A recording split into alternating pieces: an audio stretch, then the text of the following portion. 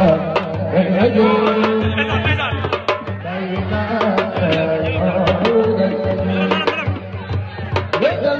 mbokk yëpp nag ñi ñu bokkal julli gi imam bi ñi ànd ak moom ci yor jàkka ji di fi def liggéey bu am solo am mbégte rek nekk ak samay mbokk parce que julli moom foo ko bokk ak say mbokk jullit rek baax na waaye bokk ak say mbokk deret say mbokk dëkkandoo dafa am solo kon di leen ziar ñoom ñu Sénégalais yëpp nag une bonne fête de Korité ñaan yàlla mu may ñu fekkewaat ko ay déwén yu bëree bëri mu ànd ak dal ak tey ak jàmm ju bëri ànd ak mbébét yu sotti ànd ak lii nga xam ne mooy naalu président Bassirou Diomaye Faye ci réew mi ak man li may liggéey ci sama gouvernement yàlla may ñu ci ay progrès yu am sama dafa am yoo xam ne borom bi subhanahu wa taala daf ko teel a ŋàññ wala mu sib ko wala mu araamal ko sax ndax day yàq ci société lu bëri yëpp nag day jëm ci yéene boo seetee li mu wax yëpp day jëm ci yéene li jóge ci xol dem ci xol moo tax wax na ci lu jëm ci kañaan wax la jëm ci soxor wax na lu jëm ci njort bu ñaaw loolu defe naa tey ku xool Sénégal ni muy doxee di nga xam ne bëri na lu yàqu looloo ko yàq ku xëy xool ku la neex jotewu leen dara nga fenk lu la neex ci moom teg ci deram bis bu ne yaa ngi xool foo koy jaare ba gis lu ñaaw wala lu bon ci moom teg ko moo tax xutba boo xam ne xutba d'actualité la bu méngoog suñu jamono kon ñu ko ci gërëm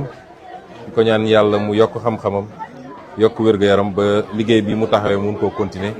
ànd ceeg mboolem seen ñi yor jàkka ji bu loolu weesoo nag ma bëggoon a délivrer message bu ndaw askanu Sénégal ndax dafa am liggéey bu ñu sumb ma yàgg a wax nag ni liggéey bi du suñu liggéey liggéey bi bu sottee Sénégal yëpp la sottil liggéey bi bu doxee Sénégal yëpp la doxal bu progrès amee ñëpp a koy bokk progrès mënul am ma bokk ak waa HLM Néma kese wala waa sama kër kese waaye Sénégal yëpp a koy gis moo tax démocratie nag kujje mënu cee ñàkk démocratie ak kujje ñoo ànd société mënoo muusa ki waane ba ñëpp dëppoo xalaat dina am ñu gisul ñu bokkul gis-gis ak ñi ca des ñu ne nag ci société moyen bi gën a yomb loolu ñu àtte ko te du gànnaay du génn comme dans beaucoup de sociétés mooy nañu fexe ba créer des espaces de liberté politique liberté d'association ak yeneen ak yeneen ba nit ki kenn ku ne li nga xam ne àndoo ci nga mun koo génne mais sans mu doon loo xam ne day andi fitna ci réew mi loolu mooy démocratie kon kujje mënul ñàkk te nangul nañ ko ñëpp ndax ñun kujjee ñu andi fii ñu nekk nii waaye kujje gi na doon ci lii ma gis ni d'accord ma ci ndax baaxul ci réew mi wala am naa geneen xalaatin waaye mu bañ a doon loo xam ne noonoo personnel la parce que loolu amul njëriñ te koy def it du la yóbbu fenn soo seetee da lay gën a wàcc rek mooy li imam bi wax léegi waaye ki nga xam ne li ngay def sell na ci yow li ne sa xol sell na yàlla koy mottali boppam te yàlla xam ne lu ne ci xol yi kon ñu rafetal kujje gi benn bu loolu weesoo la ñuy liggéey ñun dañoo xeex fukki at am lu ñu waxanteeg Sénégal yi wax ji weesuwul patriotisme mooy bëgg sa réew bëgg sa réew nag dafa yaatu waaye li ci gën a gàtt mooy saa su ne nañu xool lan mooy njëriñu réew mi balaa ñuy seet suñu njëriñ individuel buñ demee ba xam ne lii ma bëgg bu ma ko amee man it du njëriñ ci réew mi nga war a choisir li gën ci réew mi patriotisme day dugal it kenn ku ne li nga xam ne moomoo ko wala mbooloo mee ko bokk nga maanu ci ba doo ci jël loo moomut kenn ku ne boo demee ba war a xaatim dara donte yaa ngi ko war a xaatim sa diggante waa bitim réew donte andi nañu alal gu dul jeex mais mu leer ne lii may xaatim ñee jóge fële lañ ci am waa Sénégal duñ ko ci am nga ragal ci sa borom seet ci askan wi rawatina ndaw ñi nga xam ne ñoom ñoo tax ñuy liggéey tey xale yu ndaw yi nga ne lii duma ko xaatim loolu dam ko tënk rek mais gën naa yaatu loolu suñu xeex weesuwul souveraineté mooy ñu fexe ba réew mi ñu téye ko ndax réew moo xam ne koom gi boo ci jëloon téeméer juróom-ñett fukki wala juróom-ñaar fukki nekkul sa loxo réew moom da nga faa dëkk rek waaye moomoo ko te loolu lañ fi fekk ci suñuy ressources naturelles ci suñuy marché public ak yeneen ñu ne donc loolu bokk na ci di gën a xóot ci li taxoon ñu jóg ñu ngi ci nag defe naa kenn ku ne gis na jéego ñu ciy teg souveraineté dafa am solo mooy tax nga mën a jël say décision te kenn du la imposer. démb gis naa ci benn article ñu ne benn réewu Europe dafa ne ñun loi bi ñu wootee temps yi la jëmale ko ci li may bañ a tudd métti na leen métti goo xam ne nee nañ seeni financement sax ba matul dañ koy dagg. ma ne bu ma delloo Dakar dinaa proposer ñu bind ko ne ko yow ak sa financement yëpp dem leen ngeen bàyyi ñëw suñu réew ñun ñu compter li ñuy def mais loolu dafa am lu mu ànd ak la souveraineté a un prix man foofu laay waxee ak Sénégalais yi souveraineté dafa am njëg olof dafa ne ki ëmb sa sànqal moo ëmb sa sut ki ëmb moo ëmb sa sutura bu dee yow dañ lay abal ay gët fañ lay joxoñ ngay xool moo tax combat souveraineté boobu ñun Sénégalais yi ñoo ko war a porté te liggéey moo koy andi wàññi coow li wàññi xiroo ngaayo gi te jublu ci liggéey réew lu koy changer structurellement en profondeur du mbirum ñetti weer du mbirum ñetti at waaye li am solo mooy est-ce que ñi ngi teg mbir mi ci yoon fan lañu jëm dans 5 ans fan lañu jëm dans 10 ans loolu moo ci am solo kuy tabax kër boo xoolee fondation bi ñu ne la 10 étages ñu war a tabax boo ñëwee gis fondation xool fer yi ñu ci def xool béton bi ñu ci def di nga am yaakaar ni kii mun na dem 10 étages kon nañu ànd ak tey ak dal te ñu jëm ci liggéey parce que chance bi bu ñu rëccee lii nga xam ne refondation Sénégal la refondation structurelle moo tax man waxuma alternance dama ne alternative loolu dafa laaj ànd ak tey ak dal ànd ak résilience ak endurance ñu jublu ci liggéey bi li ñu dëgmal nag changement structurel boo gis dafa ànd ak léeg-léeg ay soubresaut ni nga ko xalaate woon yëpp mun na bañee dem ne noonu te li ci ëpp ci nit la du ci gis-gis bi du ci programme bi mais ci nit lay doon waaye loolu daf ñu war a gën a renforcer boo xoolee àdduna bi yëpp réew yëpp day am li ñuy wax révolution am contre révolution am seconde révolution yooyu yëpp day am parce que doo ñëw rek lépp ñoŋe maintenant à la pratique ngay gis di noddanti muy ci nit ñi muy ci doxalin bi muy ci jëfin bi waaye li am solo mooy est-ce que fondamentalement li taxoon ñu jóg changé na ci suñu gis-gis suñu gëm-gëm ak suñu jéego yi ñuy dox loolu moo ci am solo kuy natt foofu nga koy nattee donc souveraineté lu am solo la àdduna boo xoolee ni mu doxee ak crise mondiale yi am gis ngeen tey li xew diggante Iran ak ñi ko song li xewoon diggante Russie pétrole bi léegi egg nañ presque $110 baril loolu yëpp lay changé engrais sax pour nga am ko léegi dina jafe ci mbay mi te jamono jooju moo tax keroog ma annoncé ni dañuy delloosiwaat ICS ba moom ko ndax ñoo ngi dem importer engrais Russie di ko importer ci réewu naar yi engrais azoté beeg ñoom seen te jamono jooju amoon lañ ko mën a defee fii ñu koy génne di ko yóbbu ci yeneen réew combat souveraineté boobu man ci laa woo Sénégal yi ñu def bloc derrière le gouvernement si on gagne ce pari là Sénégal dem na définitivement donc suñu gagné pari boobu le troisième élément bi di ñëw mooy prospérité mooy fexe ba alal gi parce que alal balaa nga koy séddale da nga koy dajale il faut d'abord nga dajale alal doo ko mun séddale waaye fu dara newul mënoo séddale kon suñu créer prospérité bi doog a xalaat nag séddale mu doon séddale gu mandu mooy du féete boor duñ ko jox ñenn rek ci Sénégalais yi parce que ñoom ñoo am possibilité jege kilifa yi wala ñoom ñoo am entre-gens wala ñoom ñoo mën a def seeni manipulation nañu fexe ba Sénégalais bu nekk ba ci génération yi ñëwagul sax mooy loolu ñu naan fonds intergénérationnel nga am loo comp denc foofu ba génération yi di ñëw dinañu am benn couverture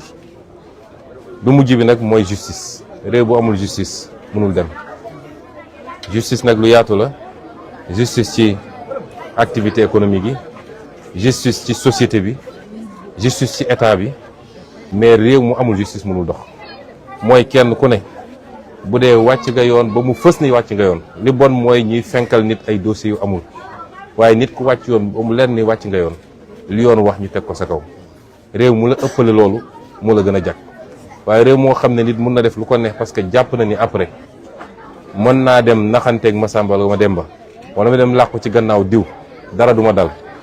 néew du doole bi moom lu mu def ñu teg ko di Sénégalais yi naan ku sàcc ganaar ñu tëj la 5 ans ku sàcc ay milliards ñu jox la liberté provisoire nga dem toog sa kër loolu tànk mi ngi am réew mi mënul dox te ñun dañ ci am responsabilité dara warul tax ñuy protéger ay nit yoo xam ne def nañ lu ne fàng rawatina nag ci alalu réew mi.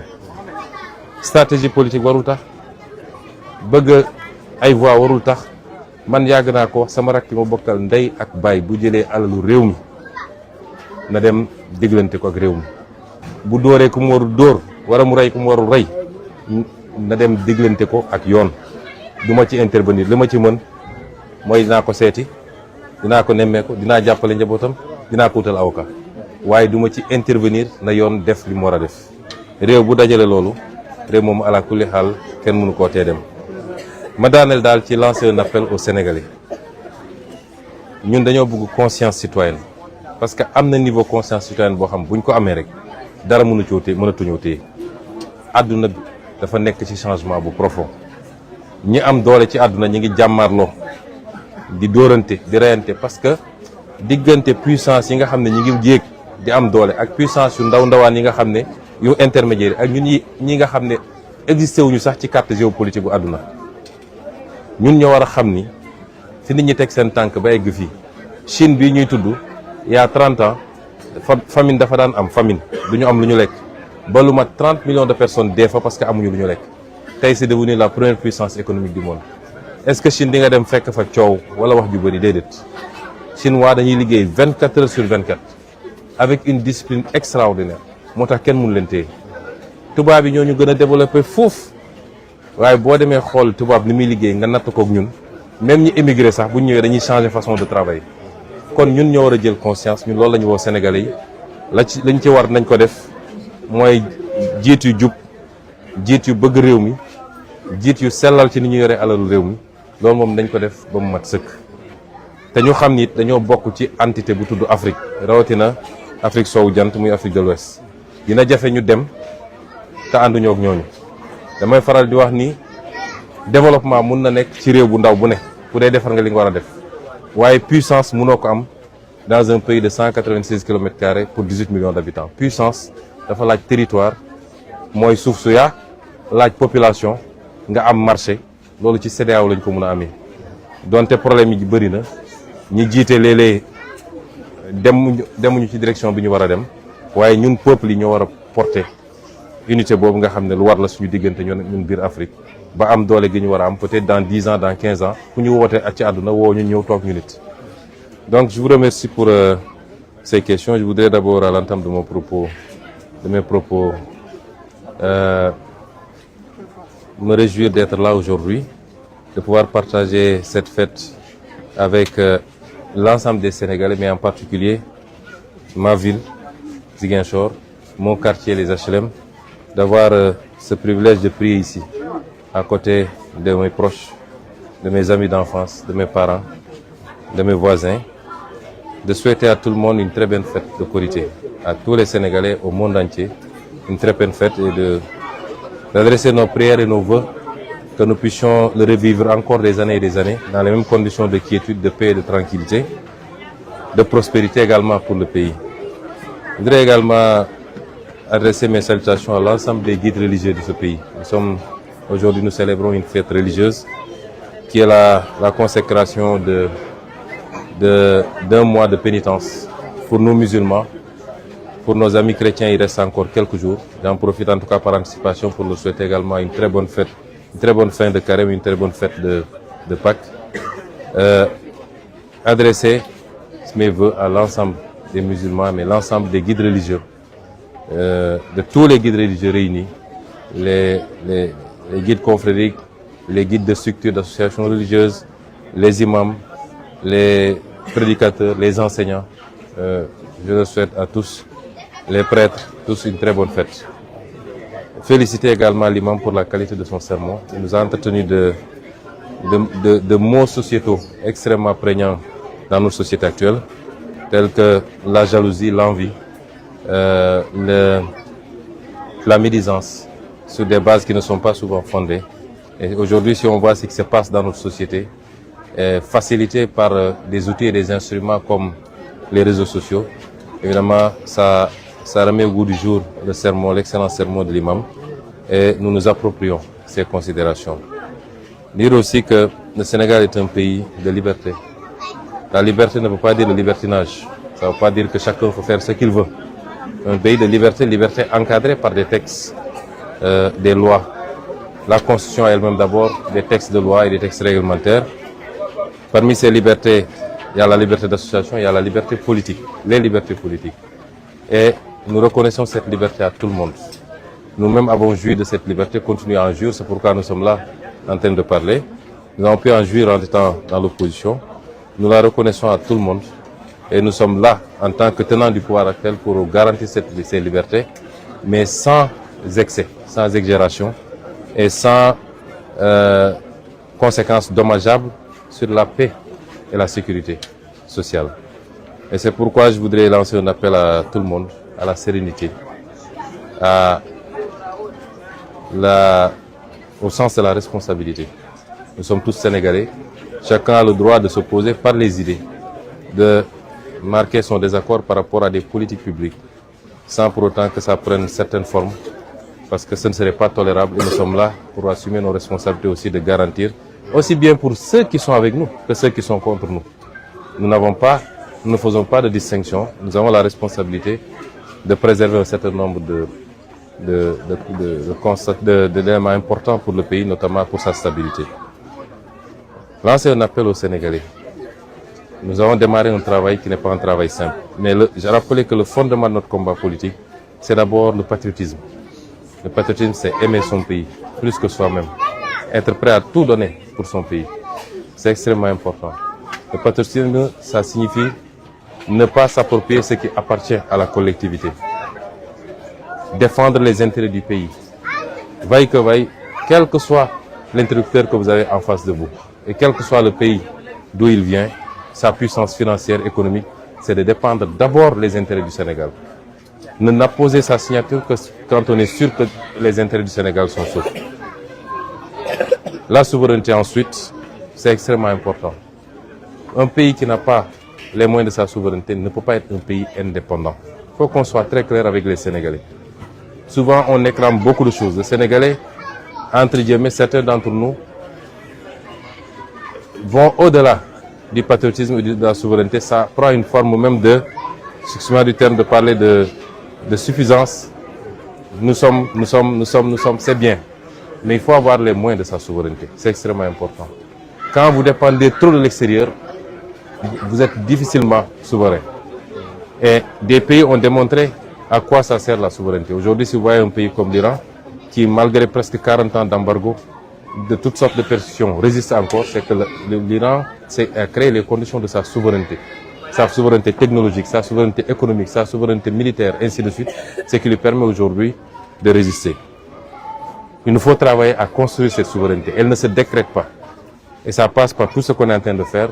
Reprendre les secteurs stratégiques qui ont été malheureusement arrachés au pays dans des conditions extrêmement nébuleuses. Remettre la transparence et la bonne gouvernance au cœur de l'action publique. Travailler à créer les conditions de la richesse endogène. C'est vrai, on va travailler avec le monde entier, mais qu'on se donne les moyens pour qu'aujourd'hui, si on fait 10% de croissance, que les 8% au moins restent au Sénégal. C'est ça le challenge. Or, jusqu'à présent, on avait une croissance extravertie. On annonçait 5%, 7%. Mais ce qui est sûr, c'est que les 80% de cette croissance sortaient du pays. C'est pourquoi ça n'a jamais créé de richesse. Ça n'a jamais résorbé la crise de l'emploi. Mais tout ça, c'est un construit. Ça ne se décrète pas d'un jour ni un mois. Un État, ça se bâtit méthodiquement, brique après brique, mois après mois, année après année. Et c'est à cela que nous invitons les Sénégalais. Et ensuite, la création de la richesse, comme je l'ai dit tout à l'heure. Il faut créer d'abord la richesse avant de la distribuer. Un pays qui est surendetté, vous savez bien l'héritage qu'on nous a laissé ici. On avait prévenu les Sénégalais. Si vous prenez plus de 70% de toutes vos recettes pour payer des dettes, vous n'avez pas de richesse à partager. Nous faisons des gymnastiques énormes pour continuer à garder un certain nombre de facteurs stables, payer les salaires, diminuer le coût de la vie, ainsi de suite. Vous ne pouvez pas imaginer les efforts que nous faisons, mais nous devons tous nous ceindre les reins pour travailler à créer de la richesse, nous débarrasser de cette dette qui est un poids. Mais c'est tous ensemble qu'on va le faire. Ce n'est pas le président de la République, ce n'est pas le Premier ministre. C'est tous ensemble qu'on va travailler à le faire. Ça, c'est extrêmement important. Et enfin, la justice. Un pays sans justice est un pays forcément sous-développé. La justice est au début et à la fin de tout processus de développement. Même les investisseurs, l'un des premiers indicateurs, à part les infrastructures, le coût fiscal, la justice vient même avant le coût fiscal. C'est de dire, est-ce que mes investissements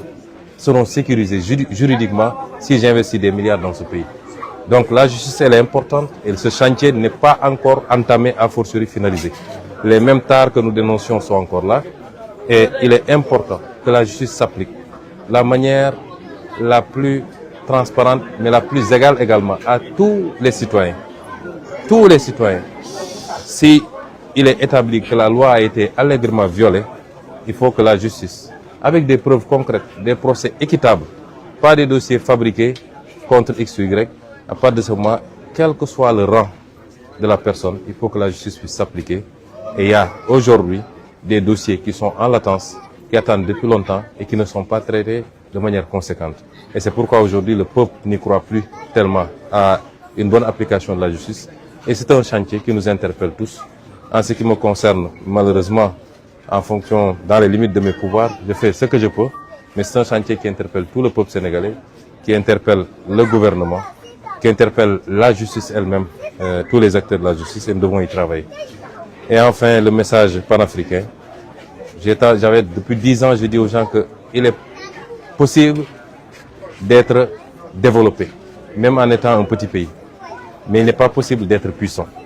Or, ce qui se joue à travers le monde aujourd'hui, c'est des puissances. Mon rêve, c'est de voir l'émergence d'une puissance africaine. Et je pense que l'Afrique de l'Ouest a tous les atouts. Il y a une certaine intégration culturelle entre les Africains de l'Ouest. Une forte mobilité des populations. Il y a des identités fortes, des identités similaires à travers tous les pays de l'Afrique de l'Ouest. Nous avons pu mettre en place une organisation qui est celle qui fonctionne le mieux parmi les organisations sous-régionales en Afrique, qui est la CEDEAO. Et un petit cadre qui nous concerne, nous, lui ou moi. Tous les ingrédients sont là. Il faut que le leadership politique porte ce plaidoyer, mais en attendant, il faut que les peuples, parce qu'une intégration des leaders sans les peuples n'est pas une intégration. Et moi, je rêve sur les 20 prochaines années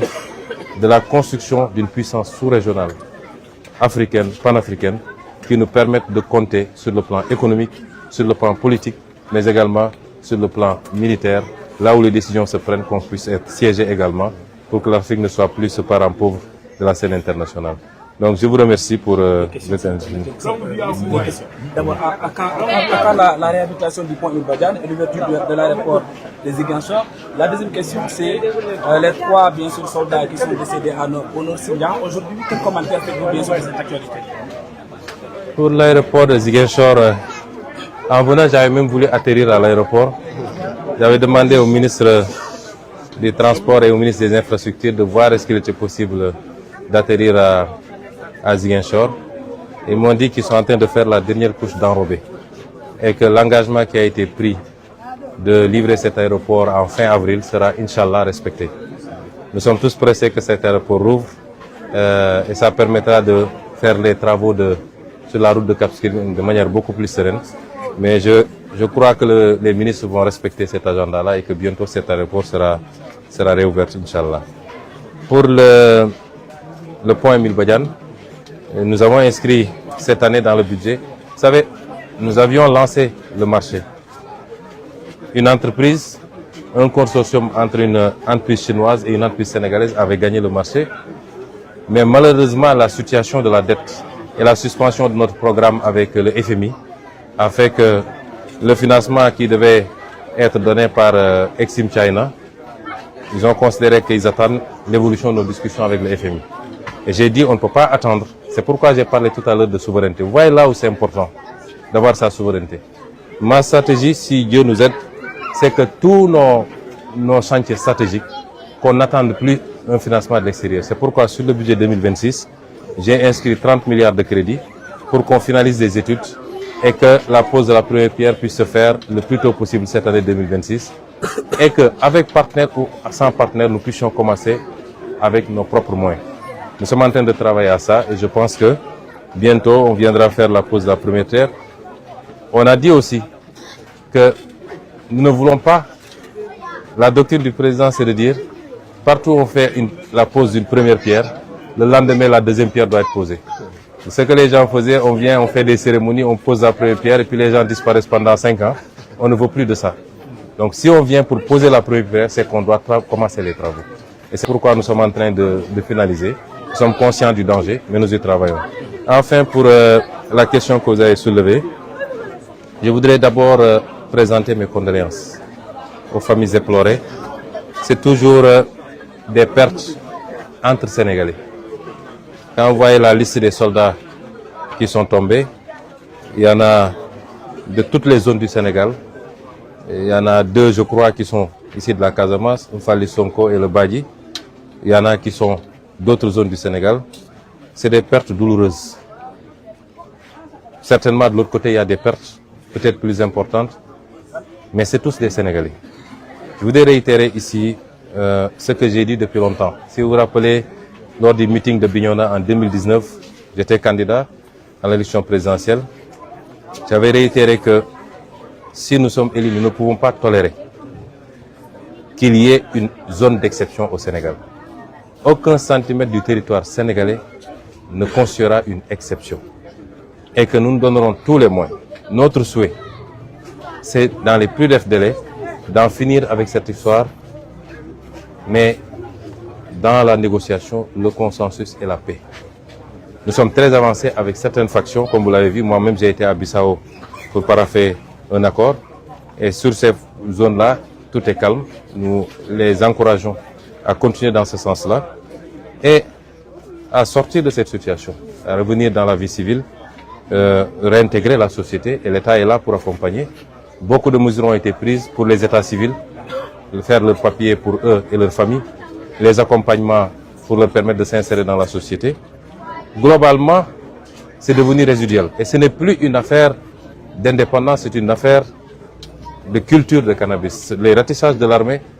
ils sont pas face à des revendications irrédentistes, ils font face à des zones, des périmètres consacrés aujourd'hui à la culture du cannabis, laquelle récolte aujourd'hui est en train de faire des ravages au niveau des populations. De la Casamance et du Sénégal tout entier. Un État responsable ne peut pas accepter ça, c'est une question de santé publique. Et nous allons continuer à dire à nos forces de défense et de sécurité, à l'armée nationale, de faire le travail qu'il doit faire dans toutes les zones où il y a ces cultures, pour qu'on n'ait pas des sanctuaires consacrés à ces cultures illicites et dangereuses pour la santé. C'est regrettable qu'il y ait encore des pertes en vies humaines. Et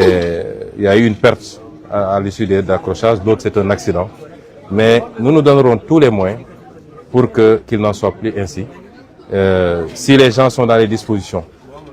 de discuter, de sortir, parce que désormais c'est quelques groupuscules, ce n'est plus ce qu'on a connu ici quand on était enfant. S'ils sont dans les dispositions, nous leur tendons la main.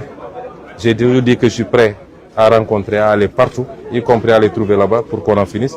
Mais autrement, l'État se donnera tous les moyens, avec toute la rigueur qu'il faut, avec toutes les forces dont il dispose, pour sécuriser le territoire national et en faire un territoire pacifié, pour que les populations puissent revenir s'installer dans le cadre du plan Diomaye pour la Casamance, œuvrer à vaquer à leurs occupations, reprendre leurs activités économiques, leurs activités agricoles. Et c'est cela que je voudrais dire, tout en réitérant toutes mes condoléances aux familles éplorées et les assurer qu'ils auront tout le soutien de l'État. Et les enfants certainement seront inscrits comme pupilles de la nation pour que l'État puisse continuer à les aider. C'est bon. Non, c'est important.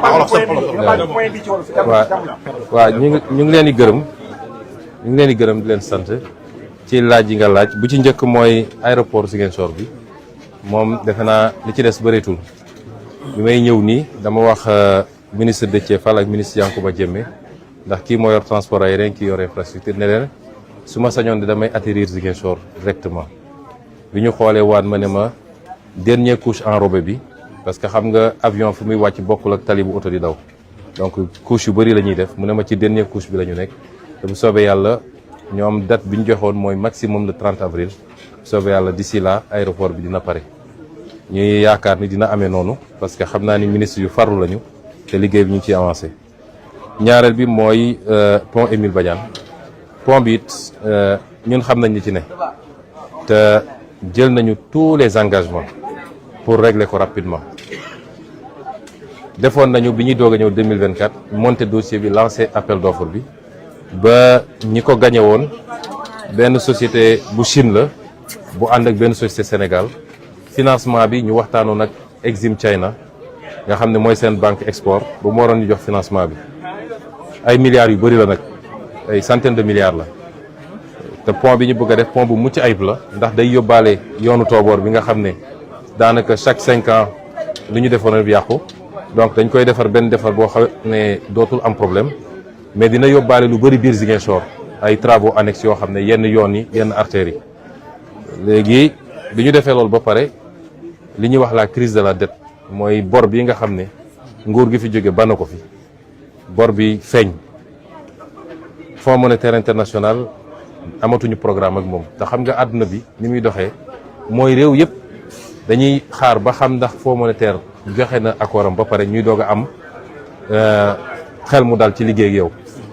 léegi suñu mbokk chinois yi nañu ñu teggi nañ seen tànk pour le moment ba fii léegi mbir mi gën a leer man bi ma demee Chine waxtaan nañ ci ba yu bëri fi mu ne nii ñoom ñu ngi koy bàyyi ndànk-ndànk boo seetee autoroute bi waroon jógee Mbour dem Kaolack libéré nañ financement bi programme forage ruraux itam libéré nañ financement bi amaana bi nañ libéré financement bi ci lu yàggul mais ñun dañoo dem ba jàpp ni sànq dama wax souveraineté mooy moom sa bopp lii yëpp ci ñàkk souveraineté la ndax réew yooyu ñoom suñuy defar seen yu mel ni soxlaw ñu dem uti ko feneen moo tax loolu laay njëkk a woo sénégalais balaa nga naan naam ne fa le sénégalais est très fier et c'est bien mais fierté ba dafa am lu mu war a ànd ak mooy nga mënal sa bopp moo tax bi ñuy def budget bi donte suñu situation jafe na ci jamono ji mais dama ne chantier yu mag yi nañu fexe ba inscrire ay crédit pour démarrer ko suñu bopp keneen ku ñu si fekk si baax na lu mel ni réseau gazier bu Sénégal nga xam ne war naa soppi xar kanam bu Sénégal lu mel ni pont bu Ziguinchor bi ak yeneen yu mel noonu dama leen inscrire ay crédit pont Ziguinchor bi bind nañ ci 30 milliards boo xam ne mu ngi ci budget bi pour ñu terminer études yi def première pierre bi commencer les travaux ndànk-ndànk ñuy budgétiser bu leneen ñëwee nag alhamdulilah. enfin li nga wax ci suñu doom suñuy rak suñuy mbokk yi nga xam ne daanu nañ fii ci fan yi mu am kenn koo xam ne jàmmarloo bi am seen digganteeg waaye fipp yi moo ko faat mu am keneen koo xam ne moom ñeneen ñett ñoo xam ne accident la du jàmmarloo waaye dafa am lu kalaate ci seen gànnaay gu ñu yoroon ñoom dañuy njëkk di ñaan yàlla mu yërëm leen te jéggal leen gëm naa ni sax loolu am na ndax ku faatu ci anam yi man jàpp naa ni shahid nga waaye du tee dinañu ñaan yàlla na yàlla jéggal te yërëm leen yàlla na suuf oyof seen kaw di leen jaale seen i mbokkit jaale gu sore di profité it di jaajëfal suñu force de défense et de sécurité Sénégal li gën a précieux lu ñu am mooy suñuy force de défense et de sécurité ndax boo xoolee li xew ci yeneen réew yu bëri da nga war a gën a naw suñu armée suñu gendarmerie suñu police tout n'est pas parfait mais dañuy continuer di liggéey pour améliorer ko waaye nous avons des FDS républicains yoo xam ne xam nañ fi ñu war a yem seen liggéey la ñuy def yem ci kenn mu leen dugal ci yenn yi li weesu amoon na ay ñol yu ndaw waaye yóbbaalewul ñu bëri kon loolu day wane ni on a une des forces de défense très républicaines ñu koy sant yàlla war ñun ñëpp ñu war a continuer di leen jàppale ci loolu teg ci nag ni damay fàttali li nga xam ne mooy suñu principe de base wax naa ko fii bi ma ñëwee 2019 ci campagne bi en tant que candidat Bignona Sénégal dama jàpp ni sax réew mu ndaw a ndaw la suñ ko mënoon yokk ko kon du mus a wàññiku 196 kilomètres carrés dafa tuuti man su ma sañoon espace CEDEAO bi yëpp benn réew lay doon kon mënuñu accepter benn pepp suuf sax ñu wàññi ko ci Sénégal te Sénégal benn la ay malentendu mënoon na am 20 ans ci gannaaw 30 ans 50 ans mais léegi dugalante bi am na ba tey mënoo xàmme kan mooy kan du ci diine du ci xeet du ci religion du ci ethnie du ci région boo xoolee suñuy équipe nationale xool suñuy gouvernement xool nit ñi ni ñuy dugalante di séyante seen biir joolaa mën a takk olof mën a takk séeréer mën a takk pël loolu c'est extraordinaire ku xam réewu Afrique ni muy doxee di nga xam ni c'est une chance unique kon ñun ci yooyu la ñuy liggéey ñi nga xam ne nag tey dese nañu gànnaay jàppatuma ni wax ji léegi waxu indépendance la am na ñu koy wax ba léegi mais ci principe lañ koy waxee rek mais jàppatuma ñun yaroo fii 20 ans ci gannaaw 25 ans 30 ans ci gannaaw xam nañ ni mbir mi soppiku na bu baax li gën a andi problème mooy sinébar bi nga xam ni ñu ngi koy bay ci zone yooyu loolu nag nguur mënu koo nangu parce que sinébar dafa day lor suñu xale yëpp